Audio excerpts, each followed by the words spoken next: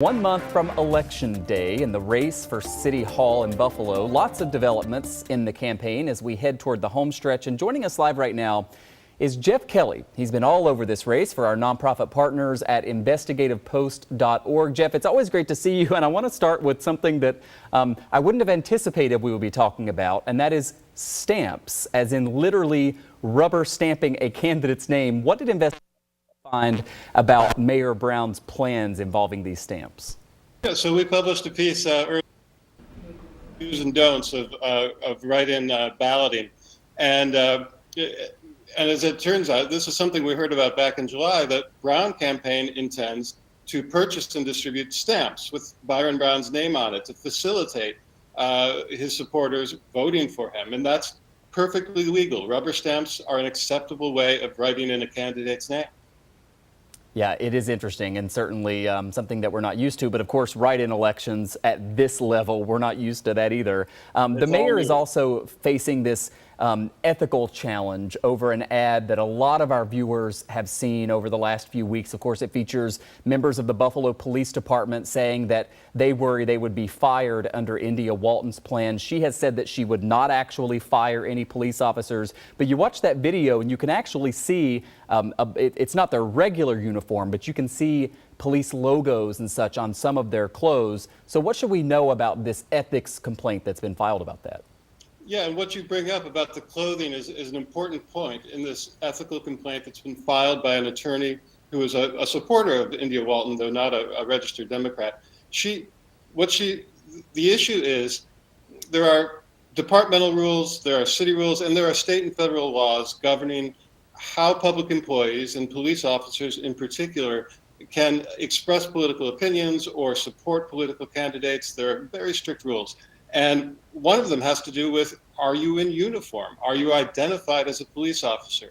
So do these sort of T-shirts, these different kind of uniforms, not the uniforms you see a policeman in every day, do they constitute identifying yourself as a police officer and using your position to forward the interests of a political party or candidate?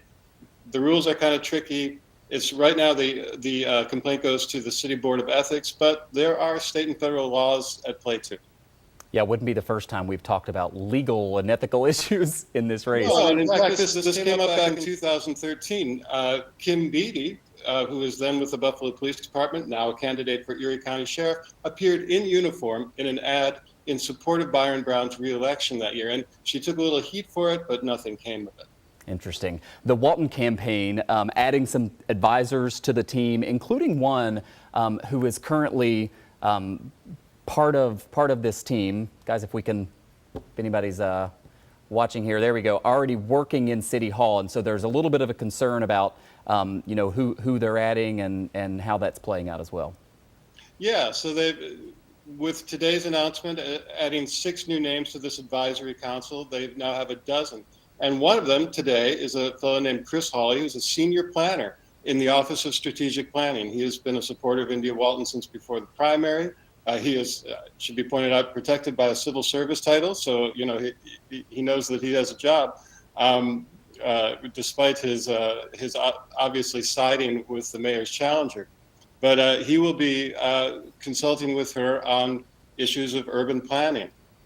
Geoff, we've got about a minute left. I want to end by just asking you, we mentioned that the election is a month from Saturday, right? That means, 4 weeks from this coming Tuesday, people will be heading to the polls in this race. We really are entering kind of a new phase. It seems like we've been talking about this for so long, but what do you expect for these final 4.5 weeks as far as, we're going to see them all over TV and of course out campaigning, and there have been so many surprises. I guess we should be ready for that too.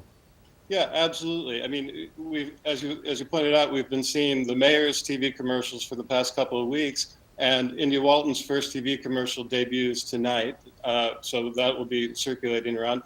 And generally speaking, you're going to see a lot more money spent. You're going to see a lot of flyers in your mailbox. You're going to see more TV and radio commercials. There's going to be money spent, probably independent expenditures, certainly on behalf of the mayor and probably on behalf of India Walton too. So some of these messages, we may not know exactly where they're coming from. They're not coming directly from either campaign. It's going to be a real busy month.